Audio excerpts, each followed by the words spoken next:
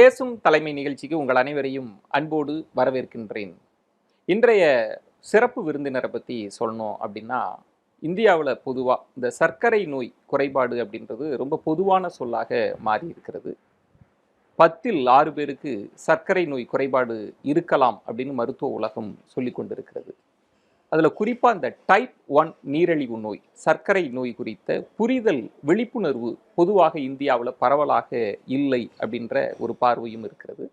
அந்த வகையில் டைப் 1 நீரிழிவு குறைபாட்டு விழிப்புணர்வை ஏற்படுத்தி கொண்டிருக்கிற ஒருத்தரை தான் நம்ம சந்திக்க இருக்கிறோம். அவரை பற்றி ஒரு அழகான முன்னோட்டத்தோடு நம்ம பயணிக்கலாம். சர்க்கரை நோய் என்று பொதுவாக அறியப்படுகிற நீரிழிவு குறைபாட்டில் டைப் 1 நீரிழிவு குறைபாடு, டைப் 2 நீரிழிவு குறைபாடு என 2 வகைகள் உள்ளன. டைப் 1 குறைபாடு உள்ளவர்களுக்கு கணையம் முற்றிலும் செயல்படாது, இன்சுலின் சுரக்கவே சுரக்காது. பொதுவாக இளம் வயதினர் மற்றும் குழந்தைகளுக்குத்தான் டைப் 1 வகை பாதிப்புகள் ஏற்படுகின்றன என்கிறார் டைப் 1 நீரிழிவு குறைபாட்டால் பாதிக்கப்பட்டு அது குறித்து விழிப்புணர்வை ஏற்படுத்தி வரும் பீமஜான் யூசுப். டைப் 1 சர்க்கரை நோய் உள்ளவர்கள் சந்திக்கும் சவால்களையும் துயரங்களையும் வார்த்தைகளால் வர்ணிக்க முடியாது என உணர்ச்சி பொங்க பேசுகிறார் இந்த டைப் 1 நீரிழிவு விழிப்புணர்வின் நன்மகள். டைப் 1 குறித்த விழிப்புணர்வு மட்டுமே இந்த குறைபாட்டை எதிர்கொள்வதற்கான முதன்மையான ஆயுதம் என்கிறார் பீமஜான் யூசுப். தனது 20வது வயதில் டைப் 1 நீரிழிவு இருப்பதை மருத்துவர்கள் கண்டுபிடித்தனர் என சொல்லும் பீமஜான் யூசுப், அந்த காலகட்டத்தை எதிர்கொள்வது எனது குடும்பத்தினருக்கு மிக பெரும் சவாலாக இருந்தது என குறிப்பிடுகின்றார். டைப் 1 குறித்த சரியான புரிதல்கள், சரியான மருத்துவம், சரியான வழிகாட்டுதல்கள் கிடைத்துவிட்டால் இந்த குறைபாட்டை வெற்றிகரமாக எதிர்கொள்ள முடியும் என சொல்லும் டைப் 1 நீரிழிவு விழிப்புணர்வின் நன்மகள், ஆஸ்திரேலியாவில் இருந்து கொண்டு டைப் 1 நீரிழிவு குறைபாடு கொண்டவர்களை ஒன்றிணைத்த அனுபவங்களையும், டைப் 1 நீரிழிவு குறைபாடு இந்திய அறக்கட்டளையின் துணைத் தலைவராக தான் செய்து வரும் விழிப்புணர்வு செயல்பாடுகளையும் உணர்ச்சி பொங்க மனம் திறந்து பேசுகின்றார் இன்றைய பேசும் தலைமையில்.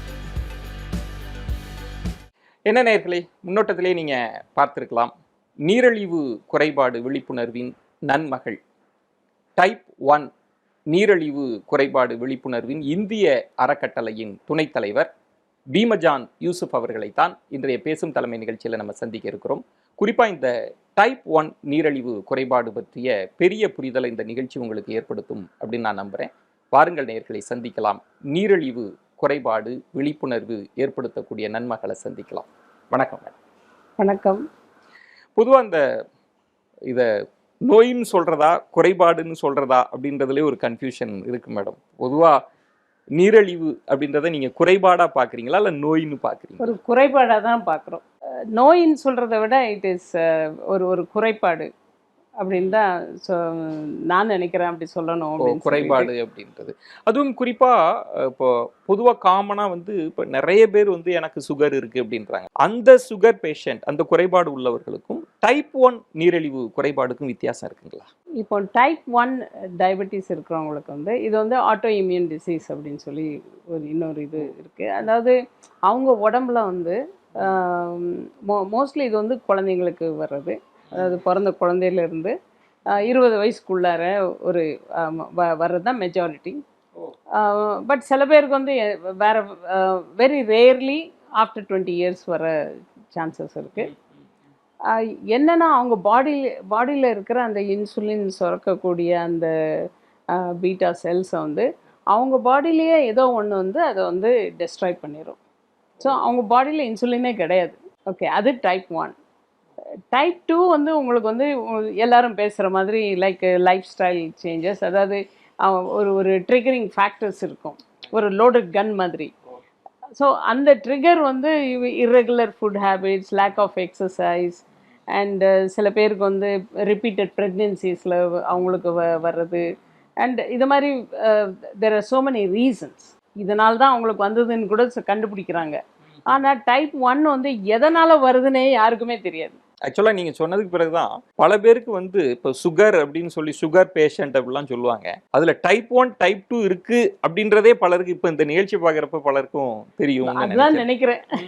டைப் 1 அப்படின்றது என்ன பெரிய பாதிப்பை ஏற்படுத்தக்கூடியதா? அந்த டைப் 1 எப்படி பார்க்கணும்? எப்படி புரிஞ்சுக்கணும் மேடம்? டைப் 1 இருக்கிறவங்க வந்து நார்மல், அதாவது இன்சுலின் கண்டிப்பாக அவங்க வெளியேருந்து எடுத்தே ஆகணும்.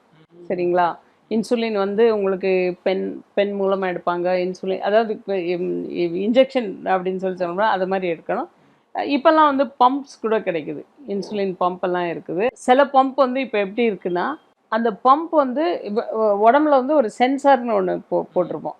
அதாவது சுகர்ஸ் வந்து அந்த காலத்துலலாம் நம்ம அந்த காலத்தில் இப்போ கூட செக் பண்ணுறோம். இப்போ ப்ரிக் பண்ணிவிட்டு பிளட் எடுத்து அது குளுக்கோமீட்டரில் போட்டு நம்ம செக் பண்ணுறோம்.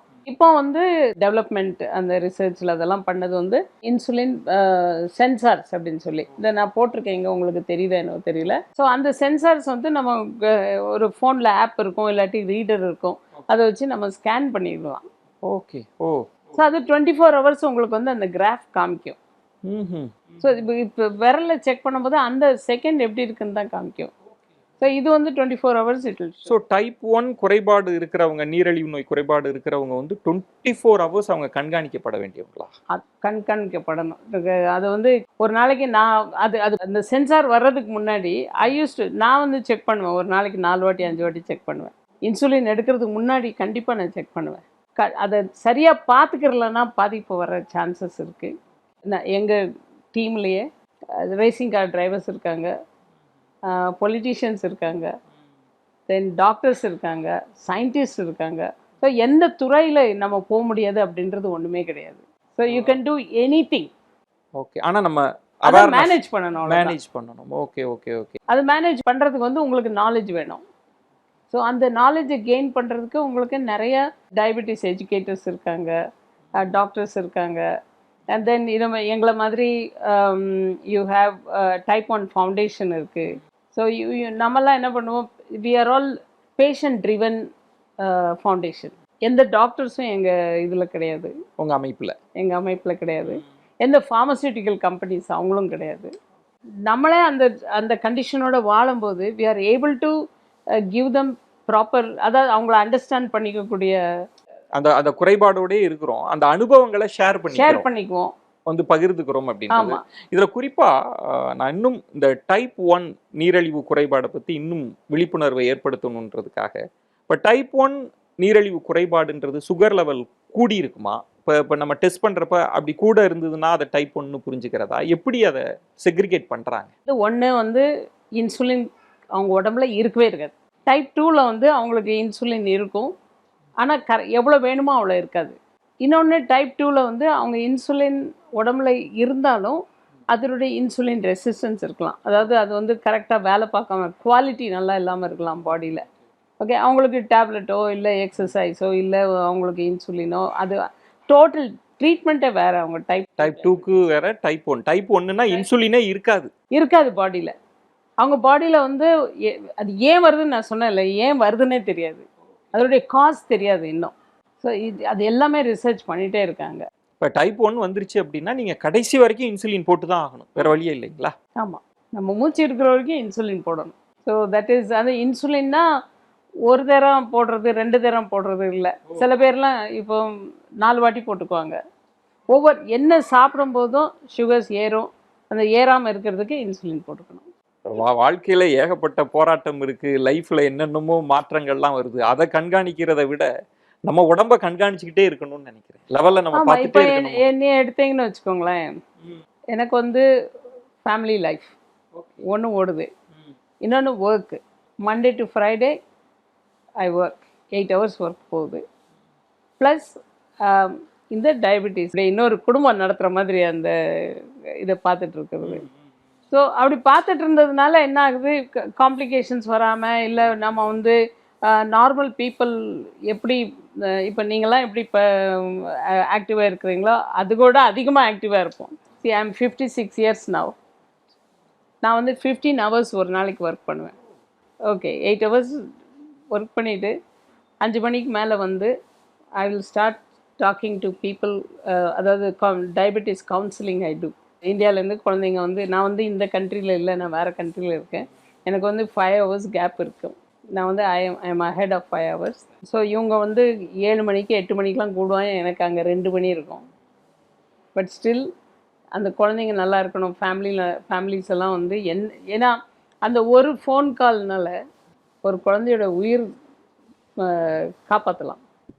டைப் 1 உங்களுக்கும் நீங்களுமே டைப் 1 நீரிழிவு குறைபாடு அதை எதிர்கொண்டு அந்த சவாலை எதிர்கொண்டு கடந்துட்டு வரீங்கல்ல. இன்னும் ஒரு கேள்வி மேடம். இப்போ நார்மலாக ஒரு தலை சுத்துற மாதிரி இருக்கு, ஒரு பதட்டமாக இருக்கு, சோர்வாக இருக்கு அப்படின்னோடனே போய் பிளட் டெஸ்ட் எடுக்கிறாங்க. அதில் வந்து பிபி அதிகமாக இருக்கு, இல்லை சுகர் அதிகமாக இருக்கு அப்படின்லாம் கண்டுபிடிச்சிடுறாங்க.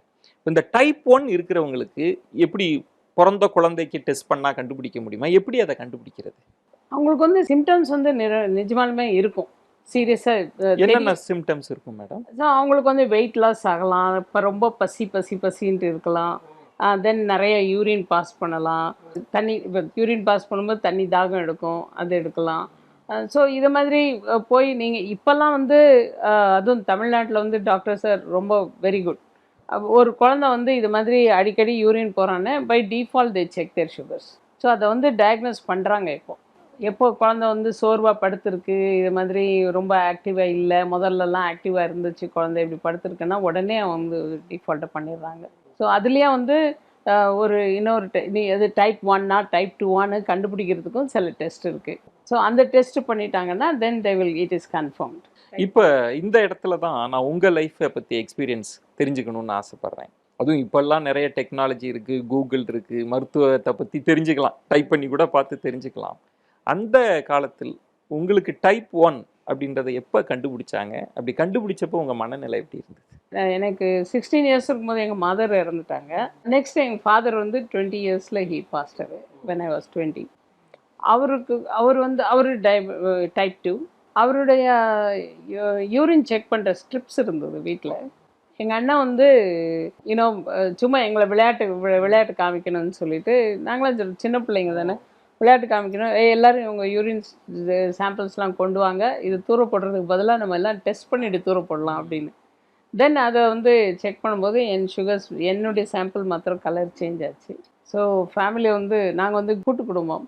ஸோ எல்லாருமே ஒரு ஷாக் ஆகிட்டாங்க, கலர் சேஞ்ச் ஆச்சுன்னு. அப்போ எங்கள் அண்ணன் வந்து இல்லை வேறு ஏதாவது நான் ஏதோ அண்ணன் வந்து கரெக்டாக செக் பண்ணியிருக்காதுன்னு இன்னொரு 2 hours கழிச்சு திருப்பி செக் பண்ணாங்க, திருப்பி கலர் சேஞ்ச் ஆச்சு. தென் அதுக்கப்புறம் தான் நான் போய் லேபில் சாம்பிள் கொடுத்து, அதுக்கப்புறம் ஏன்னா எங்கள் வீட்டில் வந்து பிரதர்ஸ் இல்லாமல் இல்லை பெரியவங்க இல்லாமல் நாங்கள் எங்கேயும் வெளியே போனதே கிடையாது. ஸோ இவர் கூப்பிட்டு போய் இதை செக் பண்ண வச்சுட்டு எங்கள் பக்கத்து வீட்டில் போய் விட்டுட்டார். எங்களை கொண்டு போய் அந்த லேப் பக்கத்தில் இருக்க வீட்டில் விட்டுட்டு லேப் டெக்னீஷியன்ட்ட என்னை தவிர வேறு யார்கிட்டையுமே இந்த ரிப்போர்ட்டை சொல்லக்கூடாது அப்படின்னு சொல்லிட்டு ஹீ வெண்ட். ஆனால் என்னுடைய செகண்ட் சாம்பிள் நான் கொடுக்கும்போதே நான் I found out that sugars வந்து ஹையாக இருக்குது அப்படின்னு சொல்லிட்டு. பட் ஆனால் நீங்கள் அப்போ அது டைப் 1 இருக்கும்னு நினச்சிருக்க வாய்ப்பு இல்லை. டயபெட்டிஸ்னே நம்மளுக்கு ஒன்றுமே தெரியாது. அப்போல்லாம் வந்து சின்ன வயசில் வரும்னே நம்மளுக்கு தெரியாது, ஏன்னா அவ்வளோ அவேர்னஸ் இருக்காது. அப்புறமா வந்து சுகர் இருந்ததுன்னா கால் போயிடுமா, கண்ணு போயிடுமா, அவங்க வந்து அவ்வளோதான் அவங்களுடைய லைஃபு அப்படின்றதெல்லாம் ரொம்ப அந்த அறியாமல் இருந்தது. ஸோ செக் பண்ணிட்டு நான் வீட்டுக்கு போகும்போது எங்கள் வீட்டில் ஒரு பெரிய ட்ராமா தான் நடந்துகிட்டு இருந்தது. ஸோ எங்கள் அண்ணன் கூப்பிட்டு போச்சு. அப்போ அதுக்குள்ளே மெசேஜெலாம் தெரிஞ்சிருச்சு வீட்டில். எங்கள் தாத்தா வந்து அந்த பால்கனியில் உட்காந்துருந்தார். சுற்றி எங்கள் மாமாங்க, அத்தை, அப்புறமா எங்கள் பிரதர்ஸ் எல்லாம் நின்றுட்டு வீட்டில் யாரோ இறந்து போன மாதிரி ஒரு ஃபீலிங்கோட என்ன பண்ணுறது, எப்படி பண்ணுறது, க்ரானிக் இல்னஸ் இருக்குது, லைஃப் லாங் அவங்க வந்து ட்ரீட்மெண்ட் எடுத்துக்கிறணும் அப்படின்ற ஒரு இது இருக்கும்போது, ஸோ தேவர் வரிட், என்ன பண்ணுறது தெரியல லைஃபு. பெருசாக வீட்டு மாப்பிள்ளை யாரையாவது கல்யாணம் பண்ணி வீட்டிலே வச்சுக்கிடலாம், நம்ம பார்த்துக்கிடலாம், எத்தனை நாள் இருக்குது தெரியல இந்த பொண்ணு அப்படின்றலாம் ஒரு ஃபீலிங் இருந்தது. அதாவது நோ நாலேஜ் இல்லையா. ஸோ தென் எங்கள் தாத்தா கூப்பிட்டு கேட்டார், யாரையோ கல்யாணம் பண்ணி உன்னைய பார்த்துக்கிறணும்னு சொல்கிறாங்க, அது பண்ணலாமா இல்லை நீ பார்த்துக்கிறேன் உன்னைய அப்படின்னு. எனக்கு அப்போ வந்து செகண்ட் இதை வந்து நான் பார்த்துக்கிறேன் என்னைய அப்படின்னு நான் சொன்னேன். அப்போது எனக்கு புரியாது நம்ம எப்படி பார்த்துக்க போகிறோம், என்ன செய்ய போகிறோம். மேபி அந்த ஆண்டவன் கேட்டுருச்சு போல் நான் இது. ஸோ தென் அதுக்கப்புறம் எனக்கு கிடைச்ச டாக்டர் வந்து ஹீஸ் த ஒன் எனக்கு எல்லா அந்த ஃபவுண்டேஷன் போட்டதே. இன்றைக்கி வந்து நான் இப்படி உட்காந்து உங்ககிட்ட பேசுகிறேன், இன்னும் அவ்வளோ நாலேஜோடு நான் இருக்கேன் அப்படின்னா that doctors how he shared his knowledge to me. எனக்கு இன்னும் இல்லை, அவர் நிறைய பேருக்கு அது மாதிரி பண்ணார். அதில் வந்து I am one of them. அவர்கிட்ட நான் ட்ரீட்மெண்ட் போயிருக்கும்போது கிளாஸஸ் அட்டன் பண்ணுவேன். அவர் டெய்லி கிளாஸ் எடுப்பார். வென் ஐ வாஸ் அட்மிட்டட் அப்போவே வந்து அங்கே இருக்கிற டயட்டீஷியனோட கொஞ்சம் ஃப்ரெண்ட்ஷிப் ஆச்சு. அப்போது ஒரு நாள் அந்த பொண்ணு வீட்டுக்கு வந்திருக்கும்போது அவள் சொன்னால், டாக்டர் வந்து கிளாஸஸ் எடுக்கிறதுக்கு நிறைய லாங்குவேஜ் தெரிகிற ஒருத்தரை வந்து இது பண்ணிகிட்ருக்காரு, பார்த்துட்ருக்காரு. அப்போ வந்து நான் பார்த்துட்டு இருக்கும்போது எந்த மாதிரி லாங்குவேஜ்னு அவங்களுக்கு லைக் சவுத் இண்டியன் லாங்குவேஜஸ். சரி, ஓகே, தமிழ், தெலுங்கு, மலையாளம், இங்கிலீஷ், எனக்கு ஹிந்தியும் தெரியும். ஸோ இத்தனை லாங்குவேஜ் உனக்கு தெரியுமே, why don't you apply or அப்படின்னு. அப்போது வந்து எங்கள் வீட்டில் தெருவில் நடக்கக்கூட விட மாட்டாங்க, நீங்கள் எங்கே வேலைக்கு போகிறது. அப்புறமா தென் என்னுடைய யங்கர் சிஸ்டர் வந்து ஷி வாஸ் என்ஜினியர். ஓகே. அவள் வந்து she was going to work. ஒரு மாதம் சம்பாரித்த ஒரு 750 rupees சம்திங் அதை கொண்டு வந்து என் கையில் கொடுத்து, this is for your medical bill அப்படின்னா. அப்போ பார்த்துட்டு எனக்கு ரொம்ப கஷ்டமாக இருந்தது. ஒரு மாதம் என்னோட சின்ன பொண்ணு அவள் போய் வேலைக்கு போயிட்டு வந்து எனக்கு வந்து கொடுக்குறா அப்படின்ட்டு வெக்கமாக இருந்தது. Then I said I have to go to work, நான் வேலைக்கு போகணும் அப்படி. ஆனால் வீட்டில் விட மாட்டாங்க. ஆனால் டாக்டர்கிட்ட போகிறேன்னா விடுவாங்க. அதனால் ஹாஸ்பிட்டலில் போயிட்டு நான் வந்து டாக்டர்கிட்ட கேட்டேன், எனக்கு நீ கேட்குற எல்லா லாங்குவேஜ் எனக்கு தெரியும், ட்ரெயின் பண்ணால் I will do this job அப்படின்னு. அந்த டாக்டரோட ஒய்ஃப் சொன்னாங்க, she is going through this and நல்லா அதுக்குள்ளார நான் என்னுடைய ஃபுல் சுகர்ஸ் எல்லாமே நல்லா மேனேஜ் பண்ணி நார்மலாகவே கொண்டு வந்துட்டேன் அதில். ஸோ அப்போ வந்து இவ்வளோ சீக்கிரம் நல்ல ஷி ஹஸ் டெவலப்ட் குட் இதெல்லாம் இருக்கும்போது why don't we use her as an example for people அப்படின்னு சொல்லி தென் அப்போ வந்து ட்ரைனிங் கொடுத்தாங்க.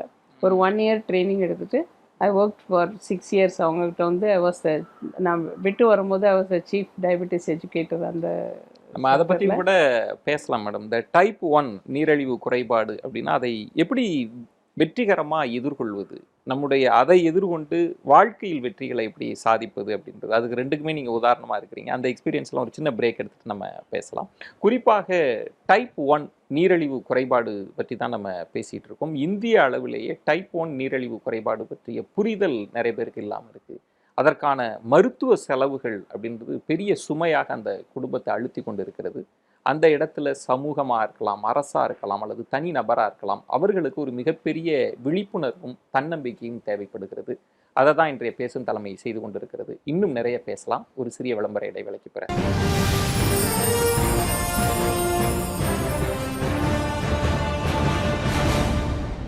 மீண்டும் பேசும் தலைமை நிகழ்ச்சிக்கு உங்களை வரவேற்கின்றேன். நீரிழிவு குறைபாடு விழிப்புணர்வின் நன்மகள் பீமஜான் யூசுப் அவர்களோடு தான் இன்றைய பேசும் தலைமை நிகழ்ச்சியில் நம்ம பயணிச்சுட்டு இருக்கோம். நம்ம தொடர்ந்து பேசலாம். இப்போது நிறைய டெக்னாலஜி இருக்குது, நிறைய செய்திகள்லாம் வந்து சேருது. இப்போ அந்த டைமில் உங்களுக்கு டைப் 1 நீரிழிவு குறைபாடு அப்படின்னு சொல்லிட்டாங்கல்ல, அந்த டைமில் என்ன மாதிரியான மன சஞ்சலத்தோடு டாக்டர்கிட்ட போனீங்க? அந்த டைம் டாக்டர் உங்களுக்கு என்ன அட்வைஸ் பண்ணார்? அப்போ வந்து ஒன்றும் விவரம் சரியாக தெரியாது. நெக்ஸ்ட் வந்து என்னாச்சுன்னா, நம்ம வாழ்ந்தாகணும், லைக் யூ ஹேவ் டு. ஒன்றும் அவ்வளோ இதெல்லாம் தெரியாது. சரி, டாக்டர்கிட்ட போகலாம். ஒன்று வெளியே நம்மளால் வெளியே போனதுலாம் கிடையாது. தனியாக ஒரு டாக்டரை போய் மீட் பண்ணணும்னா 3 மாதம் ஆகும் ஒரு அப்பாயின்மெண்ட் கிடைக்கிறதுக்கு. டாக்டர் சொன்னார், என்னெல்லாம் பார்த்துட்டு வீட்டில் இப்போ யாராவது பெரியவங்களை கூட்டிகிட்டு வாங்கம்மா அப்படின்னாங்க. உங்களை பற்றி பேசணும், பெரியவங்களை கூட்டிகிட்டு வாங்கன்னு. அதுக்கப்புறம் எங்கள் வீட்டு பக்கத்தில் இன்னொரு டாக்டர்கிட்ட தான் நான் போனது. அவர் தான் வந்து அவள் போகும்போது கூட நான் என்ன நினச்சேன்னா, ஒரு மாதிரி வெக்கமாக இருந்தது. ஐயோ, நம்மளுக்கு இது இருக்கே, நம்ம போனால் நம்ம தான் யங்கஸ்ட்டாக இருப்போம், வயசானவங்களாம் அங்கே உட்காந்து பார்த்துட்டு இருப்பாங்க, நம்ம எப்படி அங்கே போய் உட்கார போகிறோம், எல்லோரும் கேள்வி கேட்பாங்களே, எப்படி பண்ண போகிறோம் அப்படின்னு சொல்லிட்டு போனப்போ அந்த ஹாஸ்பிட்டல் போனவங்க அவங்க கண்டுக்கவே இல்லை. நான் போயிட்டு என்னுடைய ரிப்போர்ட்ஸு அதெல்லாம் கொடுத்த உடனே எவ்வளோ ஏஜ் அப்படின்னு சொன்னோடனே ஒரு சலனமும் இல்லை, கண்டுக்கவே இல்லை. அப்புறம் நான் உள்ளே போய் உட்காந்து பார்த்தா 13 வயசில் ஒரு குழந்தை இருந்தது. அப்போ வந்து எனக்கு ரொம்ப ஆச்சரியமாக இருந்தது. ஸோ ஒரு மாதிரி தைரியம் வந்தது. தென் டாக்டர்கிட்ட போனப்போ then he said I will make you live until 80 years அப்படின்னாரு. அந்த நம்பிக்கை தான் ரொம்ப முக்கியம். அந்த நம்பிக்கை ரொம்ப. அந்த முதல்ல போன டாக்டர் வந்து பெரியவங்களை கூட்டிகிட்டு வா, நீ வந்து பேசணும், உனக்கு ஃப்யூச்சர் என்ன பிளானு அது இதெல்லாம் பேசணும் அப்படின்னாரு. ஸோ இந்த டாக்டர் வந்து I will make you live till 80 years அப்படின்னு உடனே தென் அந்த டாக்டர் தான் எனக்கு வந்து எல்லா நாலேஜும் ட்ரான்ஸ்ஃபர் பண்ணது. என்ன உங்களுக்கு ஆலோசனை அது கிட்டத்தட்ட உங்களுக்கு கொடுத்து இன்னைக்கு வெற்றிகரமாக அதை நீங்கள் கடந்து வந்திருக்கிறீங்க? அந்த ஆலோசனை அவர் கொடுத்த நம்பிக்கைகள் ஷேர் பண்ணிங்கன்னா இன்னும் நிறைய பேருக்கு பயனுள்ளதாக இருக்கும். என்னென்னலாம் உங்களுக்கு டீச் பண்ணார்? ஃபஸ்ட்டு வந்து அந்த இன்சுலின் ரெஜிமெண்ட், இன்சுலினை எப்படி எடுத்துக்கணும். மெயினாக அவர் சொன்னது வந்து நீ எந்த தப்பும் பண்ணலை, உனக்கு இந்த கண்டிஷன் வந்ததுக்கு ஸோ கில்ட் ஃபீலிங் வேண்டாம். Okay, you are not the cause for what you got அப்படின்னு சொல்லி அது ஒன்று சொன்னார். நெக்ஸ்ட்டு வந்து என்ன சாப்பிடணும், டைமுக்கு எப்படி சாப்பிடணும். என்ன சொல்கிற, நீ என்ன சாப்பிட்றியோ அது முக்கியம் கிடையாது. டைமுக்கு சாப்பிடணும். எவ்வளோ சாப்பிடணுன்றது முக்கியம். ஓகே, உனக்கு பிரியாணி ரொம்ப பிடிக்குமா, சாப்பிடு. ஆனால் தட்டு ஃபுல்லு ஒரே நேரத்தில் சாப்பிடாத. பிரேக்ஃபாஸ்ட்டுக்கு பிரியாணி சாப்பிடு, மத்தியானம் சாப்பிடு, ஈவினிங் சாப்பிடு, நைட் சாப்பிடு. ஸோ ஸ்மால் ஃப்ரீக்வெண்ட் மீல்ஸ் சாப்பிடு அப்படின்னாரு. So no restriction. இது அதில் இன்னும் ரெஸ்ட்ரிக்ஷன் இல்லை. Okay okay. Once in 4 hours something solid, once in 2 hours something liquid. அந்த லிக்விட்க்கு வந்து மோர், coffee, tea, either butter milk or lime juice with no sugar. Direct sugar வேணாம், நிறைய ஃபேட்டு வேணாம்.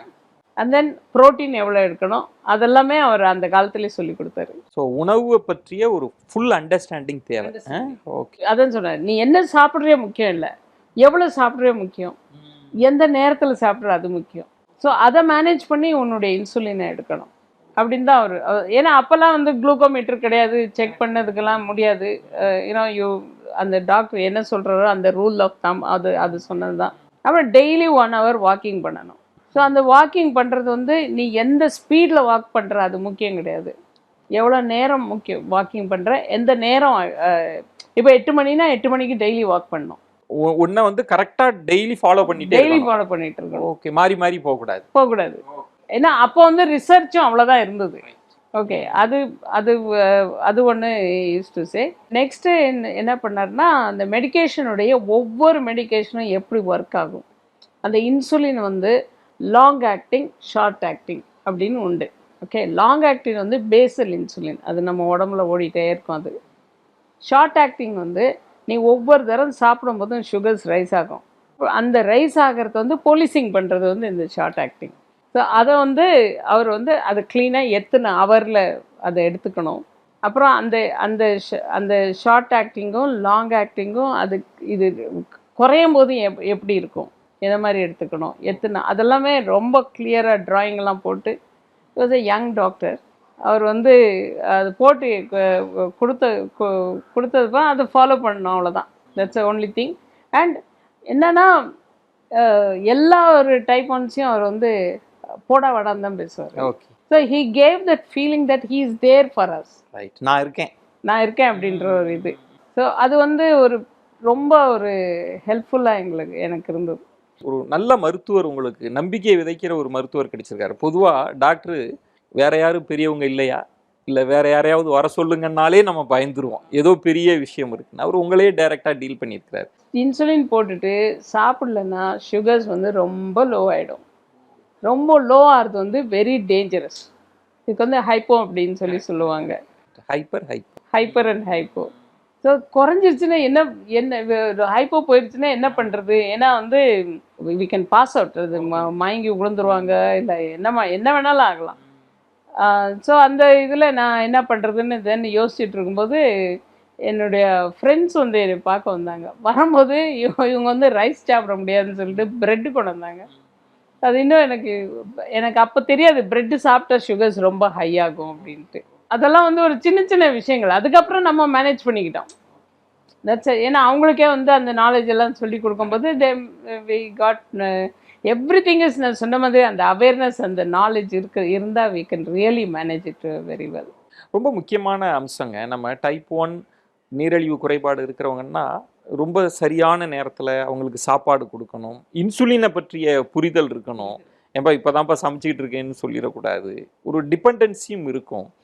என்னைக்காவது வந்து என்னடாது லைஃப் டெய்லி நம்மளை மானிட்டர் பண்ணிட்டே இருக்க வேண்டியிருக்கு, இன்சுலின் கண்டிப்பாக இருக்கும் இல்லையா? அது அப்படி ஏதாவது கண்டிப்பாக எல்லாருக்குமே இருக்கும் இல்லையா? ஏன்னா நார்மலாக எல்லாரும் மாதிரி நம்மளால் நான் சொல்வேன், எங்கள் லைஃப் வந்து எந்திரிச்ச உடனே நம்பரோடவே ஆரம்பிக்கும் இல்லையா? எந்திரிச்ச உடனே சுகர்ஸ் செக் பண்ணுவோம், எவ்வளோ இருக்குதுன்னு பார்த்துப்போம். சாப்பிட்றதுக்கு முன்னாடி அது எவ்வளோ சாப்பிட போகிறோம் அப்படின்றது தெரியும், பார்க்கணும். அதை கால்குலேட் பண்ணோம் மனசில். சரி, அது சாப்பிட்டோன்னா எத்தனை நம்பர் இன்சுலின் நம்ம போடணுன்றது அது நம்ம பார்த்துக்குவோம். So it is a very calculative இது பண்ணிகிட்டே இருப்போம். ஆனால் வந்து நமக்குள்ள ஒரு கணக்குள்ள இருந்துகிட்டே இருப்பார். அது வந்து ஒவ்வொரு பீரியட் ஆஃப் டைம் அது பழகிடும். இத்தனை வருஷம் கழிச்சு கூட நான் எப்போது பிளட் டெஸ்ட் கொடுத்துட்டு வந்தோம்னா ஹெச்எஸ்சி முடிச்சுட்டு ரிசல்ட்டுக்கு வெயிட் பண்ணுவாங்களே, அது மாதிரி தான் ஃபீலிங் இருக்கும். That's a natural thing I feel, இல்லையா? பட் நான் இப்போ உங்களை இப்போ இன்டர்வியூ பார்க்குறப்போ அவ்வளவு உற்சாகமாக இருக்கிறீங்க, 12 மணி நேரத்தை தாண்டி உழைக்கிறீங்க அப்படின்னா, இந்த கடந்து வந்த பாதையில் எது இவ்வளவு உற்சாகமாக உங்களை மாற்றிருக்கு? எப்படி லைஃப்பை வந்து இவ்வளவு ப்ளசன்டபுளாக இன்னும் நிறைய பேருக்கு நம்ம இன்னும் அட்வைஸ் செய்யணும், விழிப்புணர்வு செய்யணும்னு எது உங்களை அப்படி உற்சாகம்? ஒன்று வந்து அந்த டாக்டரோட நாலேஜ் ஒன்று இருக்குது, அது ஒன்று. செகண்ட் வந்துட்டு கல்யாணத்துக்கு முன்னாடி வந்து இந்த குரூப் எல்லாம் சேர்த்து நிறைய பேருக்கு ஹெல்ப் பண்ணுறது அதெல்லாமே ஸ்டார்ட் பண்ணிட்டேன். எவ்வளோ எனக்கு கண்டுபிடிச்சி வித்தின் 2 years ஸ்டார்டட். அப்படி ஒரு குரூப் அமைக்கணுன்ற எண்ணம் எப்படி வந்தது? எல்லாரும் டைப் 1 இருக்கிறவங்களெல்லாம் சேர்த்து ஒரு குழுவாக ஒன்று சேர்ப்போன்ற எண்ணம் உங்களுக்கு எப்படி வந்தது? நான் வந்து டயபெட்டிஸ் எஜுகேட்டராக அங்கே ஒர்க் பண்ண ஆரம்பித்தேன். அப்போ வந்து என்னை பார்க்குறதுக்கே அவங்க பேரண்ட்ஸ் கூட்டிகிட்டு வருவாங்க, குழந்தைங்களை கூட்டிகிட்டு வந்து see how she is doing, see how happy she is அப்படின்னு சொல்லுவாங்க. தென் அப்போ வந்து என்ன பண்ணுவாங்க, அப்போ நான் நினைப்பேன், உனக்கு வந்து உன் வயசில் இன்னொரு பையன் இருக்கிறான் தெரியுமா அப்படின்னு சொல்லுவேன். தென் அவங்கள பார்க்கணுமே அப்படிம்பாங்க. தென் அதுக்கப்புறம் நான் டாக்டர்கிட்ட போயிட்டு சொன்னேன் இது மாதிரி. ஆனால் நிறைய புக்ஸ் படிப்பேன், அந்த லைப்ரரி இருக்கும் ஹாஸ்பிட்டலில். நிறைய புக்ஸ் படிக்கும்போது அங்கே வந்து இப்போ பாஸ்டன் அமெரிக்காலலாம் வந்து குரூப்பாக கேம்ப்பு போகிறாங்க. ஸோ அண்ட் தென் அங்கே வந்து எஜுகேஷன் சொல்லித்தராங்க, எப்படி இன்ஜெக்ஷன் எடுத்துக்கணும், எப்படி அதெல்லாம் பண்ணுறாங்க. அண்ட் தென் யூகேயில் வந்து இந்த ப்ரோக்ராம்லாம் செய்கிறாங்க, ஒரு நர்ஸ் எஜுகேட்டர் இப்படியெல்லாம் பண்ணேன். அப்போ நான் சொன்னேன், ஏன் நம்மளுக்கு மாத்திரம் ஏன் பண்ணக்கூடாது? நம்மளில் ஏன் இத்தனை பேர் வந்து பிரிஞ்சு வர்றாங்க இல்லையா, எல்லாரையும் சேர்த்துடலாமே அப்படின்னு சொல்லிட்டு தான் தென் வி ஸ்டார்டட். அந்த யங் டயபெட்டிக் கிளப்பில் வந்து 300 பேர் இருந்தாங்க அப்போது, 30 வயசுக்குள்ளே இருக்கிறவங்க. அதில் வந்து ஒரு 25 பேர் வி ஆர் ஸ்டில் ஃப்ரெண்ட்ஸ். இன்னும் ஃப்ரெண்ட்ஸாக இருக்கும். எங்களுக்கெல்லாம் கல்யாணம் ஆயிருக்கு, குழந்தை இருக்குது, குழந்தைங்களுக்கும் குழந்தை இருக்குது சில பேருக்கு. ஸோ பேரம்பேத்தியெல்லாம் எடுத்திருக்காங்க. But still they are happy and complications இல்லாமல் மேனேஜ் பண்ணிக்கிட்டு அவங்க ஒரு சக்ஸஸ்ஃபுல் ஸ்டோரி சொல்கிறீங்க. ஆனாலும் இன்னைக்குமே ஒருத்தருக்கு கல்யாண வயசுக்கு முன்னாடி ஒரு டைப் 1 சுகர் இருக்குது, அவர் இன்சுலின் எடுத்துக்கிறார், அது பொண்ணும் ஆணும் அப்படின்னா அது திருமணம்ன்றது பெரிய தடை, யோசிப்பாங்க. சமூகம் கடந்து வந்திருக்கா இல்லை சந்தேகத்தோட தான் பார்க்குறாங்களா? எப்படி பார்க்க? இப்போ நிறைய இருக்குது, இன்னும் நிறைய இருக்குன்றீங்க சந்தேகம்? இப்போ சந்தேகம் நிறையா இருக்குது. எவ்வளோ நாலேஜ் இருந்தாலும் வந்து அவங்க வந்து ஃபஸ்ட்டு பொண்ணு மாப்பிள்ளையை பார்க்கும்போதே அவங்க எல்லாம் பேசிடுவாங்க. டைப் 1 இருக்குது அப்படின்னு சொன்ன உடனே எத்தனை நாள் உயிரோடு இருப்பீங்கன்னு கேட்பாங்க. வி ஆர் ட்ரைங், இந்த அமைப்பு இருக்குல்ல, type 1 diabetes foundation of India அப்படின்ற அந்த ஃபவுண்டேஷன் இப்போ தமிழ்நாட்டில் வந்து தமிழ்நாடு டைப் 1 டயபெட்டிஸ் ஃபவுண்டேஷன்னு நம்ம வந்து நிறைய ஹெல்ப் பண்ணிகிட்ருக்காங்க அந்த யங்ஸ்டர்ஸ். இந்த டயபெட்டிஸ் இருக்கிறதுனால, அதாவது டைப் 1 டயபெட்டிஸ் இருக்கிறதுனால அவங்களுக்கு இந்த வேலை பண்ண முடியல அப்படின்றது வந்து இல்லவே இல்லை. எதற்கும் இந்த டைப் 1 டயபெட்டிஸ்ன்றது தடைய வந்ததே இல்லை. ஸோ இவங்க எல்லாம் சேர்ந்து என்ன பண்ணாங்க, அவங்களோட எக்ஸ்பீரியன்சஸ் வந்து பேஸை வச்சு இவங்கெல்லாம் வந்து சர்டிஃபைட் டயபெட்டிஸ் எஜுகேட்டர் கோர்ஸ் பண்ணாங்க. கோர்ஸ் பண்ணிவிட்டு நவ் தேர் அவங்க நிறைய பேருக்கு வாலண்டரி கவுன்சிலிங் பண்ணுறாங்க. கோவிட் டைமில் வந்துட்டு நிறைய குழந்தைங்களோட லைஃப்பை அவங்க வந்து சீர்படுத்தியிருக்காங்க. ஃபோனில் பேசுகிறது, பேரண்ட்ஸோட பேசுகிறது, அதை புதுசாக டயக்னோஸ் பண்ணுற பேரண்ட்ஸோட பேசுகிறது, ஒரு அமேசிங் ஜாப் பசங்க பண்ணிகிட்ருக்காங்க. Great madam. டைப் 1 நீரிழிவு குறைபாடு பற்றி பேசிகிட்டு இருக்கோம். நிறைய நம்பிக்கை விதைகளை விதைக்கிறீங்க, ஆனாலும் போதாமைகள் தொடர்ந்துகிட்டே இருக்குது. இன்னும் அதை விட இன்னும் முன்பெல்லாம் விட அதை காட்டிலும் போதாமைகள் நிறைய இருக்குது, சந்தேகங்கள் இருக்குது அப்படின்லாம் சொல்கிறீங்க. அதை தாண்டி ஒரு அரசு என்ன செய்யணும், பெற்றோர்கள் என்ன செய்யணும், அப்படி குறைபாடு இருக்கிறவங்க என்ன செய்யணும், இன்னும் விழிப்புணர்வை எப்படி கூர்மைப்படுத்தலாம் அப்படின்றதெல்லாம் அடுத்த செக்மெண்ட்டில் ஒரு சின்ன பிரேக் எடுத்துகிட்டு நம்ம பேசலாம். இன்றைய பேசும் தலைமை நிகழ்ச்சி அப்படின்றது டைப் 1 நீரிழிவு குறைபாடை பற்றி ரொம்ப எக்ஸ்க்ளூசிவாக நம்ம பேசிகிட்டு இருக்கிறோம். அதனுடைய பிரச்சனை என்னவாக இருக்கும், அந்த சவாலை எப்படி தாண்டி வர முடியும், அந்த குறைபாடை எப்படி வந்து நிறைவாக மாற்றிக்க முடியும் அப்படின்றத வந்து ரொம்ப நம்பிக்கைகள் விதைகளை விதைச்சு நம்ம பேசிகிட்டு இருக்கோம். தொடர்ந்து பேசலாம் ஒரு சிறிய விளம்பர இடைவேளைக்கு பிறகு.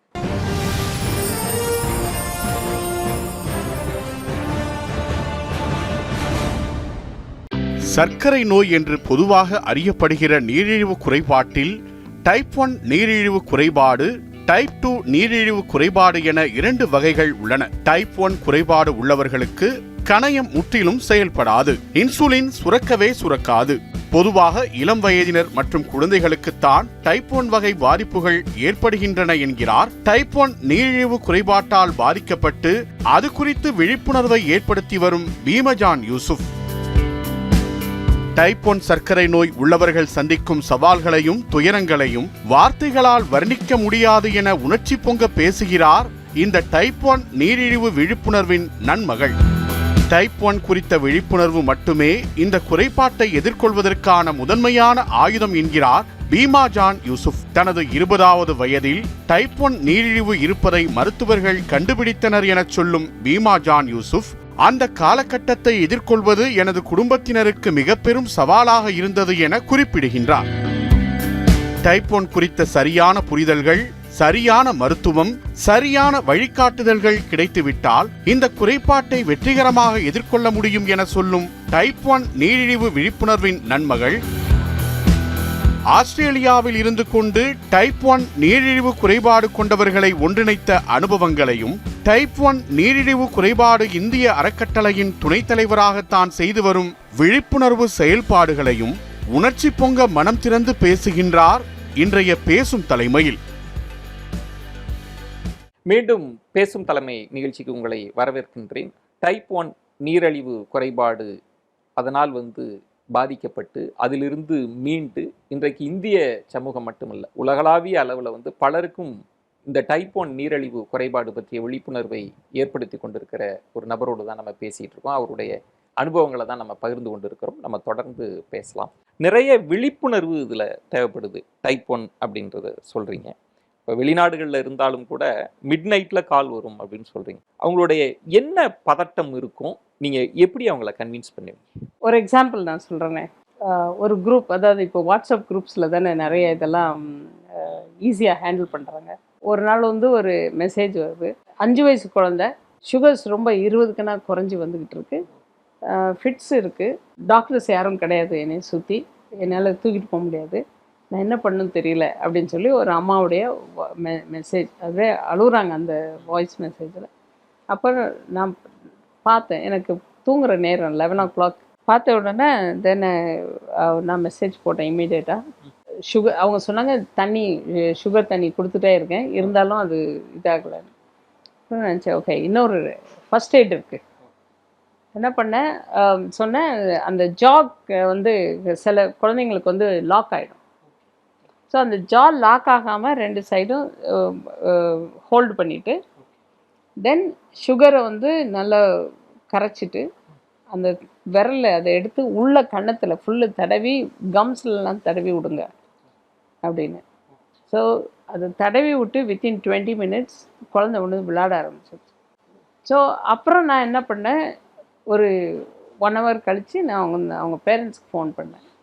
ஃபோன் பண்ணும்போது அந்த 2 பேரண்ட்ஸுடைய அந்த ஆதங்கம், ஐயோ நம்ம குழந்தை இறந்துருமோ அப்படின்ற ஒரு ஃபீலிங், அப்புறம் நம்ம தப்பு பண்ணி தான் அந்த குழந்தை அப்படி ஆயிடுச்சு அப்படின்ற ஒரு அந்த தாய் தகப்பனுடைய அந்த இது. அப்போ நான் ஃபோன் பண்ணி கேட்டேன், ஏன் நீங்கள் டாக்டர் இல்லைன்னு சொல்லி சொன்னீங்க, ஏன் இப்படியெல்லாம் ஆச்சு அப்படின்னும்போது, எங்கள் ஊரில் சுற்றி இல்லை. எந்த ஊருமா நீ? ஏன்னா நம்ம இந்தியாவில் தான் எல்லா பக்கமும் மெடிக்கல் கேர் இருக்குது.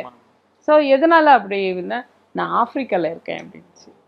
ஸோ ஆஃப்ரிக்காவில் இருக்கிற ஒரு பேரண்ட் இந்தியன் குரூப்பில் போடுறாங்க, ஆஸ்திரேலியாவிலேருந்து ஒருத்தர் அதை பார்க்குறாங்க. ஸோ எப்படி அந்த டைப் 1 ஃபவுண்டேஷனுடைய அந்த கனெக்ஷன் எப்படி ஒர்க் ஆகுது பாருங்க. டைப் 1 இந்த குறைபாடு இப்போ நீங்கள் சொன்ன மாதிரி சுகர் லெவல் குறையலாம், இல்லை ரொம்ப அதிகமாக மாறலாம், அதனோட காம்ப்ளிகேஷன் எப்படி வேணாலும் இருக்கலான்றப்ப மருத்துவர்களுக்கு போதிய புரிதல் இருக்கா டைப் 1 சுகர் அதனுடைய கான்சிக்வன்ஸை பற்றி? இப்போ எண்டோக்ரைனாலஜிஸ்ட் அவங்களுக்கெல்லாம் நல்ல ஒரு ட்ரைனிங் இருக்குது. நம்ம ஊரில் எக்ஸலண்ட் டாக்டர்ஸ் இருக்காங்க. நம்ம ஒரு பேருன்னு சொல்ல முடியாது, ஏன்னா நிறைய இருக்காங்க. And they do fabulous job. ஒரு உருக்கமாக பண்ணுறாங்க, ஒரு கமிட்டடாக பண்ணுறாங்க, எல்லாம் செய்கிறாங்க. ஆனால் சில டாக்டர்ஸ் வந்து அந்த அதாவது ஜென்ரல் டாக்டர்ஸ் வந்து அவங்க வந்து ட்ரீட் பண்ணும்போது அவங்களுக்கு அவ்வளோ நாலேஜ் இருக்கிறது கிடையாது. ஏன்னா புது மாதிரி இன்சுலின்ஸ் வருது, ஒவ்வொரு நாளும் அந்த ரிசர்ச் பண்ணி திங்ஸ் ஆர் கம்மிங்.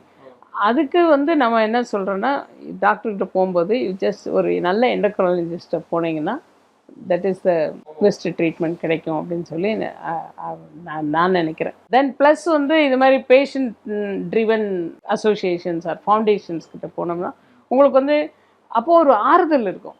ஒரு டாக்டர் வந்து நீ இந்த மருந்தை இப்படி சாப்பிடுங்க இப்படி செய்யுங்கன்னு சொல்லும்போது நம்மளுக்கு வந்து ஒரு டவுட்டாகவே பார்ப்போம். நம்ம என்ன காசு கொடுத்து நம்ம வாங்குறோம் இப்போ போகிறோம் இல்லையா, அதை கூட இருக்கலாம் நிச்சயம். ஆனால் வந்து இந்த டைப் 1 ஃபவுண்டேஷனில் இருக்கிற பிள்ளைங்க வந்து அவங்களுடைய ஓன் இது எக்ஸ்பீரியன்ஸ்னால they tell us like okay இப்படி பண்ணுங்க, இது மாதிரி செய்யுங்க, you could get relieved of this அப்படின்னு சொல்லி. இப்போ வந்து ஒரு குழந்தை வந்து ஏதோ ஒரு ரிமோட் வில்லேஜ்லேருந்து இன்சுலின் கிடையாது, இன்சுலின் என்கிட்ட இல்லை, இன்னும் 2 டைம்ஸ் தான் எனக்கு இருக்குது அப்படின்னு சொல்லிச்சுது. பேண்டமிக் டைம் எல்லாம் க்ளோஸ் ஆகிருக்கு. இந்த டீமில் வந்து கேட்டோம் என்ன பண்ணுறது. தென் நான் சொன்னேன் எனக்கு ஒரு போலீஸ் ஆஃபீஸர் தெரியும், அவருக்கு ஃபோன் பண்ணுறேன். போலீஸ் ஆஃபீஸருக்கு ஃபோன் பண்ணேன். அந்த போலீஸ் ஆஃபீஸர் வந்து ஒரு டிஸ்ட்ரிக்ட் கலெக்டர் ஆஃபீஸில் இருந்தார். ஃபோன் பண்ணும்போது நான் கேட்டேன் இது மாதிரி அந்த குழந்தை இன்சுலினுக்கு இல்லை, என்ன பண்ணுறது. அவர் சொன்னார் ஓகே மேடம் அந்த அட்ரஸ்லாம் அனுப்புங்க, நான் வந்து கொண்டு போய் கொடுத்துட்றேன். அப்போ அந்த கலெக்டர் ஆஃபீஸில் இருக்கிற அவங்க வந்து என்ன விஷயம் பாரு நம்ம 2 பேர் போகலாம் அப்படின்னு சொல்லி 2 பேரும் போய் அந்த குழந்தை வீட்டில் கொண்டு போய் கொடுத்துட்டு, அந்த கொண்டு போய் கொடுக்கும்போது ஒரு மாதத்துக்குள்ளது கொண்டு போய் கொடுக்கும்போது அந்த வீட்டில் ஃப்ரிட்ஜு கிடையாது கொண்டு போய் வைக்கிறதுக்கு. ஸோ பக்கத்து வீட்டில் ஃப்ரிட்ஜை வந்து அதை ஆர்கனைஸ் பண்ணி தென் அதில் மருந்து வச்சு அந்த மாதிரியெல்லாம் அந்த டீம் வந்து தே டு. இதில் இன்னொரு முக்கியமான கோணம் அப்படின்றது ஒரு டைப் 1 அதுவும் குழந்தைக்கே வந்துடுது அப்படின்னா அவங்க ரொம்ப ஒரு ஏழ்மை பின்னணியில் இருக்கிறாங்கன்னு வச்சுக்கோங்களேன். அந்த குழந்தை முடிகிற வரைக்கும் இன்சுலின்றது தேவைப்படும், மருத்துவ வசதி, அதை வந்து ஸ்கேன் பண்ணுற விஷயங்கள்லாம் இருக்கும்ல, காஸ்ட் அப்படின்ற ஒன்று இருக்குல்ல மருந்துக்கான அதை எப்படி அது நேர்லி கிட்டத்தட்ட ஒரு மாதத்துக்கு 8000லேருந்து 10,000 வரைக்கும் அது செலவாகும் சொல்லுவாங்க. சரிங்களா, ப்ளஸ் அவங்க என்ன சாப்பிடுவாங்க என்ன, அது வந்து நிறைய இஷ்யூஸ் இருக்குது. ஸோ இதில் தான் நம்ம வந்து கவர்மெண்ட்டோட ஹெல்ப் கேட்குறோம். இந்த இடம் தான் ரொம்ப முக்கியமான இடம் நினைக்கிறேன். ஆமாம், இப்போ எவ்வளோதான் டாக்டர்ஸோ இல்லை வெளியே என்ஜிஓஸோ அவங்கெல்லாம் வந்து உங்களுக்கு வந்து அசிஸ்டன்ஸ் கொடுத்தாங்க, it is nothing like government looking after us. கட்டாயம் ஒரு யாராலையுமே 10,000 பேர் பண்ணுறது சாப்பாடெல்லாம் சரியாக பண்ணுறது ரொம்ப கஷ்டமான விஷயம். ஆமாம், இப்போ கேரளாலலாம் வந்து மிட்டாய் அப்படின்ற ஒரு ப்ரோக்ராம் இருக்குது.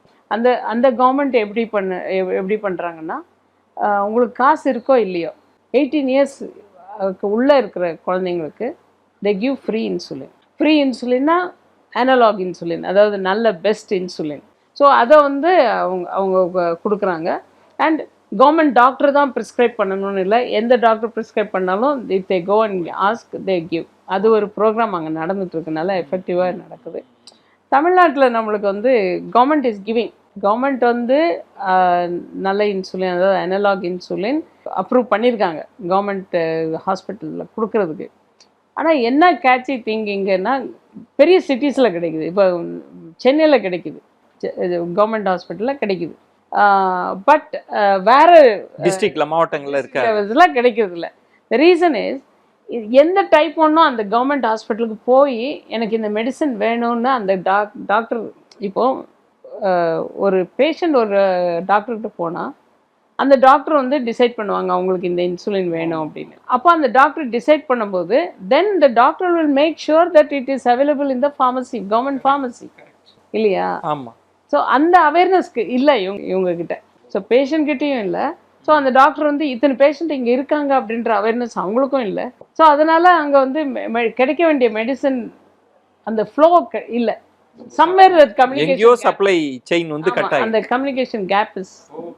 ஸோ அதுக்கு தான் நாங்கள்லாம் என்ன ரிக்வெஸ்ட் பண்ணுறோன்னா த ஹோல் டிஸ்ட்ரிக்ட் ஹாஸ்பிட்டல் இல்லை வந்து உங்களுக்கு இந்த ப்ரைமரி ஹெல்த் கேர் சென்டர் அங்கே இருக்கிற டயபெட்டாலஜிஸ்ட் கண்டிப்பாக அங்கே ஒரு டயபெட்டாலஜிஸ்ட் இருப்பாங்க. ஆமாம், ஒரு மாதத்தில் ஒரே ஒரு நாள் ஒரு டைப் 1 கிளினிக் அதுக்கு ஆர்கனைஸ் பண்ணி கொடுத்தாங்கன்னா அந்த கிளினிக்கை எஃபெக்டிவாக எப்படி நடத்தணும், எப்படி அந்த குழந்தைங்களுக்கு வந்து நம்ம அவேர்னஸ் கொடுக்கணுன்றது எங்கள் டீமில் இருக்கிற பிள்ளைங்களே போய் சொல்லிக் கொடுப்பாங்க. Volunteers. And they're not just volunteers, they are living with that condition, plus they're all certified diabetes educators. So they will go and help. If the government helps us, அதாவது கவர்மெண்ட் நம்மளை help பண்ணுறதுக்கு நாங்கள் வந்து help பண்ணுவோம். Okay okay, 2 பேரும் கரம் கோர்த்தாதான் ஆமாம், type 1 இருக்கிறவங்க எல்லாம் வந்து ஒரு வெற்றிகரமான நிம்மதியான வாழ்க்கையை வாழ நம்ம தமிழ்நாடு கவர்மெண்ட்டுக்கு நான் தேங்க்ஸ் சொல்லணும், because they are doing it. But அதை வந்து அது எஃபெக்டிவாக யூஸ் ஆகுதா அப்படின்றது வந்து it is not some, as I said, எங்கேயோ ஒரு இடத்துல வந்து அந்த தமிழ்நாட்டில் நம்மள்ட்ட டேட்டா இருக்குங்களா? எவ்வளவு ஒவ்வொரு மாவட்டத்திலும் டைப் 1 குறைபாடு இருக்கிறவங்க டேட்டா? அதுவும் இன்னொரு இஷ்யூ. அந்த வந்து அந்த ரெஜிஸ்ட்ரி வந்து நம்ம கவர்மெண்ட்ல கிடையாது. இது மாதிரி ஒரு டைப் 1 கிளினிக் வச்சோம்னா ஆட்டோமேட்டிக்கா ரெஜிஸ்ட்ரி ஓபன் ஆகும். நமக்கு ஒரு டேட்டா இருக்கு, புள்ளி விவரம் இருக்கு, எங்க எத்தனை பேர் இருக்காங்க. உங்களுக்கு புள்ளி விவரம் கரெக்டா தெரியணும்னா இந்த கிளினிக் வச்சு, என்னுடைய சஜஷன், ஒரு நாள் அந்த டைப் 1 கிளினிக் வச்சு, அப்போ வந்து அவங்க இப்போ கவர்மெண்ட் அப்ரூவ் பண்ற அந்த இன்சுலின் கூட கரெக்டான ஃப்ளோல கிடைக்கும் இல்லையா? கரெக்ட், நிச்சயமா. ஆமா, நாளைக்கு அந்த ஒரு குழந்தை வந்து நம்ம கண்ட்ரிக்கு எவ்வளோ பெரிய வேலை பண்ணலாம். அது வந்து அப்படியே சாதாரணமாக விட்டுற முடியாது. லைக் யூனோ இட் இஸ் ஒரு குழந்தைக்கு ஒரு நல்ல எஜுகேஷன், அதுக்கு தானே we all work. கட்டாயமா. அதுவும் டைப் 1 மாதிரியானது ஒரு ஏழ்மை பின்னணியில் இருக்கிறாங்கன்னா 2 விஷயம். அவங்க அன்றாட வேலை, வாழ்க்கையோட போராட்டம், குழந்தைக்கான இன்சுலின், அந்த செலவு, அப்புறம் டயட்டை மெயின்டைன் பண்ற, இவ்வளவு இருக்கிறப்ப அரசு மட்டும் நினைச்சா மட்டும்தான் முடியும். அதுதான் அது அந்த ஒன்று டேட்டா வர்றது. அந்த டேட்டா இருந்ததுன்னா இப்போ வேற கண்ட்ரீஸ்லலாம் வந்து டைப் 1 வந்து ஒரு டிசபிலிட்டி ஸ்கீம் அதில் கொண்டு வந்திருக்காங்க. ஸோ அவங்களுக்கு அப்படி இருக்கும்போது உங்களுக்கு வேற திங்ஸ் எல்லாம் நம்மளுக்கு அவங்களுக்கு கிடைக்கும். வேலை வாய்ப்புகள் ஆகட்டும், இல்லை வேற எஜுகேஷன் ஆகட்டும், அதுக்கு எல்லாமே அசிஸ்டன்ஸ் கிடைக்கும் இல்லையா? இந்த பயணம் ஒரு டைப் 1 குறைபாடு, அந்த பாதிப்பு அப்படி வந்து அதிலிருந்து மீள்வது மட்டுமல்ல, பாதிக்கப்பட்டவர்களை எல்லாம் மீட்பது அப்படின்ற எண்ணம் ஒரு உயர்ந்த நோக்கம். அதுக்காக தான் எல்லாரையுமே ஒருங்கிணைச்சு தொடர்ந்து டைப் 1 எதிர்கொள்வதில் ஒரு பெரிய பயணமே போயிட்டு இருக்கிறீங்க. மற்ற நாடுகள்ல எல்லாம் எப்படி டைப் 1 குறைபாடு உள்ளவர்களை எப்படி அவங்க கையாளுறாங்க? ஃபார் எக்ஸாம்பிள், எங்களுக்கு வந்து நான் வந்து ஆஸ்திரேலியாவில் இருக்கேன்னு, நான் காலையில் எழுந்திரிச்சு கதவு திறந்தோம், ஃப்ரிட்ஜு கதவு திறந்தோம்னா 5 பாக்ஸ் இன்சுலின் இருக்கும். ஒவ்வொரு பாக்ஸ்லேயும் 5 பென்ஸ் இருக்கும். ஓகேயா? அதாவது வெறும் ரெடியூஸ் ப்ரைஸில் நம்ம வாங்க முடியும். அதே மாதிரி சுகர் செக் பண்ணுறது வந்துட்டு ஒரு என்டிஎஸ்எஸ் ஸ்கீம்ன்ட்டு ஒன்று இருக்குது. அதில் வந்து ரொம்ப ஃப்ளாக் பண்ணுவாங்க, நம்ம கண்டபடியெல்லாம் வாங்க முடியாது, சப்ளைஸ் கரெக்டாக வாங்கிக்குவாங்க. அதுவும் ஜனங்க கூட ரொம்ப கேர்ஃபுல்லாக தான் அதையும் யூஸ் பண்ணுவாங்க, மிஸ்யூஸ் பண்ண மாட்டாங்க. தென் அது குளுக்கோஸ் ஸ்ட்ரிப்ஸு சீப்பாக கிடைக்கும். இப்போ வந்து இந்த சென்சார்ஸ் இருக்குதுங்க இல்லையா, அது வந்து ரொம்ப ஹெல்ப்ஃபுல். குழந்தைங்கள வந்து நல்ல அது 24 ஹவர்ஸ் பார்க்கும். 5000 ரூபா, அது 15 நாளைக்கு 5000 ரூபா. ஓகே, அப்போ 1 மந்த்துக்கு 10,000 ருபீஸ் அங்கே ஃப்ரீயாக கிடைக்குது. யூகேலேயும் ஆஸ்திரேலியாலேயும் ஃப்ரீயாக கிடைக்குது. இங்கே வந்து அவ்வளோ சில குழந்தைங்க வந்து இப்போ என்னை பார்த்தீங்கன்னா ஒரு 2வது ஸ்பேர் வச்சுருப்பேன். இங்கே வந்து அந்த குழந்தைங்க அந்த பேரண்ட்ஸ் படுற பாடெல்லாம் பார்த்தோம்னா அப்படியே ரொம்ப கஷ்டமாக இருக்கும். இல்லை, கட்டாயமாக நீங்கள் சொல்கிறது இந்திய சூழல், அதுவும் ஒரு வளரும் நாட்டில் இந்த குறைபாடு உள்ளவர்கள் அனைவரையுமே அரசு பொறுப்பில் எடுத்தால் தான் மேடம். இல்லைன்னா அவங்களுக்கான மாதாந்திர செலவில் வந்து இதெல்லாம் அவங்களால அஃபோர்ட் பண்ணவே முடியாது. அரசு தான் முழு பொறுப்பையும். சரி, இப்போ வந்து சுகர்ஸ் நல்லா அந்த சென்சார் கொடுத்தாங்கன்னு வச்சுக்கோங்களேன், சுகர்ஸ் நல்லா இன்சுலின் அந்த சப்ளைஸ் அதெல்லாம் கொடுக்கும்போது அவங்க ஆட்டோமேட்டிக்காக சுகர்ஸை நல்லா கண்ட்ரோலில் வச்சுக்குவாங்க. தென் அவங்க லைஃப் ஸ்டைலும் நல்லா ஆகும். அப்போ நல்லா ஆகும்போது தென் நல்ல எஜுகேஷன் இருக்கும். And they become really better citizens இல்லையா? நிச்சயமா நிச்சயமா. So it is very important. நம்ம அரசு வந்து நம்மளுக்கு அந்த அந்த அந்த செக்மெண்ட்டை பார்க்குறது. கரெக்ட். அரசின் பார்வை நிச்சயமாக இருக்கும் அப்படின்ற நம்பிக்கை இருக்குது மேடம். நிறைவாக ஒரு கேள்வி மேடம். டைப் 1ன்றது ஒருத்தர் பாதிக்கப்படுறார், ஒரு 20 வயசில் பாதிக்கப்படுறார், அவர் நம்பிக்கையோடு இருந்தார் அப்படின்னா சமூகம் உறவினர்கள்லாம் நம்பிக்கை ஒன்றுதான் எதிர்கொள்வார். அவர் நம்பிக்கை, மருத்துவர்கள் நம்பிக்கை விதைக்கிறது. ஆனால் ஒரு பிறந்த குழந்தைக்கு டைப் 1 அப்படின்னா பெற்றோர்களின் உளவியல் சிக்கல் அப்படின்றத சொல்லி மாளாது. அதை எப்படி பெற்றோர்கள் எதிர்கொள்ளணும்னு நினைக்கிறீங்க? ஏன்னா அது நம்ம கட்டாயம் அவங்களுக்கும் எமோஷனலா அவங்களையும் கையை பிடிச்சி it's not at all easy. அதாவது நான் ஒரு நாளைக்கு அட்லீஸ்ட் ஒரு 4 பேரண்ட்ஸ்கூட நான் பேசுவேன். அந்த 4 பேரண்ட்ஸ் வந்து அட்லீஸ்ட் ஒரு 2 பேரண்ட் வந்து 30 வயசுக்குள்ளே இருப்பாங்க. அவங்களையே நான் ஒரு குழந்தைய தான் நான் பார்ப்பேன். ஸோ அந்த குழந்தைக்கு உங்களுக்கு வந்து டயபெட்டிஸ் இருக்கும்போது ரொம்ப கஷ்டம் அவங்கள அது கேட்கும்போது. நான் இப்போ இப்படி இருக்குது அப்படி இருக்குது, இன்னும் நான் தூங்குறதே கிடையாது, ஸ்கூலுக்கு நான் வேலையெல்லாம் விட்டுட்டு நான் ஸ்கூல் முன்னாடியே உட்காந்துருப்பேன், அந்த கரெக்டாக இது பண்ணணும், அப்படி லைக் சுகர்ஸ் எல்லாம் கொடுக்கணும், ரொம்ப கஷ்டம். பட் நான் என்ன சொல்கிறேன்னா, type 1 diabetes is not death sentence. Type 1 மரண தண்டனை கிடையாது. ஓகே, ஸோ டைப் 1 வந்துருச்சா அதை வந்து எப்படி மேனேஜ் பண்ணுறதுன்றது வந்து we will look at it. There are people to support you. இப்போ இஷ்யூவோட அந்த க்ரோனிக் டிசீஸோட வாழ்ந்துட்டு இருக்கிற, அதை மேனேஜ் பண்ணிகிட்டு இருக்கிற நிறைய பேர் இருக்காங்க. அவங்கள வந்து கரெக்ட் டைமுக்கு, எந்த டைமுக்கு வேணாலும் you can contact those people. அவங்களுடைய வெப்சைட் இருக்குது. அவங்க தமிழ்நாட்டில் மெயின்லி தேர் வெரி ஆக்டிவ். பார்க்க போனால் வேறு ஸ்டேட்லேயும் இருக்காங்க, ரீஜன் வைஸ் இருக்காங்க. நம்ம இங்கே தமிழ்நாடுன்னு பற்றி நம்ம பேசுகிறதுனால தமிழ்நாடு சொல்கிறோம். 2020 மார்ச்சில் வந்து நாங்கள் எல்லாம் என்ன பண்ணோம், இது மாதிரி அங்கங்கே பாக்கெட்ஸ் இருக்கிறதுனால நம்மளுக்கு வந்து ஒரு வாய்ஸாக நம்ம கவர்மெண்ட் கிட்ட போக முடியல. அப்படின்றதுனால நாங்கள் என்ன பண்ணோம், எல்லாரும் சேர்ந்து ஒரு அமைப்பாக அமைச்சோம், ஒரே கொடையின் கீழ். ஆமாம், அது வந்து type 1 diabetes of India foundation அப்படின்னு சொல்லி ஒன்று ஆரம்பித்தோம். அப்போ வந்து டாக்டர்ஸ்லாம் சொன்னாங்க, லைக் நாங்கள் கைட் பண்ணுறோம் அப்படி இப்படிலாம். அப்போ வந்து நாங்கள் நினச்சோம், ஒரு டாக்டர் அண்டர் போனோம்னா நம்மளுக்கு வந்து ஒரு ஃப்ரீயாக நம்ம வேறு டாக்டரோட பேஷண்ட்ஸ் வர மாட்டாங்க. நிச்சயமா ஒரு ரெஸ்ட்ரிக்ஷன்ஸ் இருக்கும். அதனால தான். அண்ட் ஃபார்மசியூட்டிக்கல் கம்பெனிஸ் அவங்களுடைய ப்ரெஷர் இருக்கும் இல்லையா, அது நல்லதுக்காக கூட இருக்கலாம். பட் ஏதோ ஒரு சந்தேகம் இருந்துகிட்டே இருக்கும் இது சொசைட்டியில். ஸோ அதனால நம்ம வந்து பியூர்லி பேஷண்ட் ட்ரிவன் ஆர்கனைசேஷன், உள்ளவர்கள் மட்டுமே இருந்து அதை வந்து அதை ரெஜிஸ்டர்ட் ஆர்கனைசேஷன். அதை வச்சு நம்ம வந்து ஹெல்த் மினிஸ்டர் கூட போய் பார்த்தோம். சென்ட்ரல் ஹெல்த் மினிஸ்டரை போய் மீட் பண்ணி வி ஹேட் அ சேட். அதுக்கப்புறம் தான் கோவிட் வந்தது. அதுக்கப்புறம் நம்ம ஒன்றும் பண்ண முடியல அவ்வளோவா. பட் ஆனால் வந்து local region wise everyone did very well. ரொம்ப நல்லா கேர் எடுத்துக்கிட்டாங்க. நிறைய குழந்தைங்களோட லைஃபு, நிறைய யங்ஸ்டர்ஸோடைய லைஃப்பை வந்து நல்ல மாதிரி மேனேஜ் பண்ணாங்க. இல்லை என்னவோ ஆயிருக்கும். இப்போ வந்து தமிழ்நாட்டில் வந்து நம்ம ஒரு டேட்டா எடுத்தோம்னா, டைப் 1 டயபெட்டிஸ் இருக்கிறவங்க அந்த கோவிட் டைமில் வந்து நிறைய பேர் இறந்துருக்காங்க. அதாவது நம்மளுக்கு வந்து அவங்க அந்த நியூஸ் பார்த்த பிறகு தான் தெரியும், ஐயோ நம்மக்கிட்ட வந்திருந்தா நம்ம காப்பாற்றிருக்கலாமோ அப்படின்ற ஒரு feeling. 17 year old 21 year old அதெல்லாம் பார்க்கும்போது நியூஸ் பேப்பரில் வந்தது. ரொம்ப ரொம்ப கஷ்டமாக இருந்தது அதெல்லாம் பார்க்குறதுக்கு. Very very hard. இது வந்து நல்லா இமோஷனல் ஆகிடுவேன் நீங்கள். நிச்சயமா மேடம். ஏன்னா இந்த எபிசோடே உள்ளுக்குள் டைப் 1 பாதிக்கப்பட்டிருக்கிறாங்க அப்படின்னா அந்த எபிசோடை பார்க்குறது ஒன்று வேறாக இருக்கலாம். நீங்களே சொன்ன மாதிரி அது வேற யாருக்கோ இல்லை, யாருக்கு வேண்டுமானாலும் இந்த குறைபாடு வரலாம். அப்படின்றப்ப இது ஒரு சமூக பொறுப்பு. இன்னும் சொல்லணும்னா சுகர் அப்படின்றது வந்து காமனாக வந்து சர்க்கரை நோய் அப்படின்னா டைப் 2 பற்றி தான் பெருசாக ஊடகங்கள் பேசிகிட்டே இருக்கிறாங்க.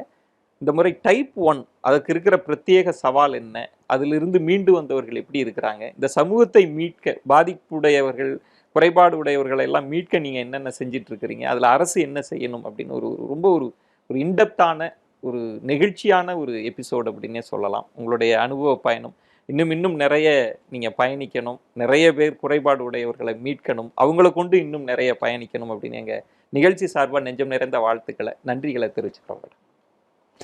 என்ன நேயர்களே, பேசும் தலைமையினுடைய தனித்துவம் அப்படின்றது ஒவ்வொரு துறையை வந்து ரொம்ப நெருக்கமாக ரொம்ப ஆழமாக தரிசனம் செய்வது தான். அது தீர்வை தருகிறோம், அந்த அனுபவ பகிர்வை தருகிறோம். அப்படிதான் துறை தேடி வித்தியாசமான ஆளுமைகளின் அனுபவங்களை தேடி பேசும் தலைமை தொடர்ந்து பயணித்து கொண்டே இருக்கிறது. அந்த பயணம் தொடர்ந்து கொண்டே இருக்கும். அதுவரை உங்களிடமிருந்து விடைபெறுகிறேன். நன்றி, வணக்கம்.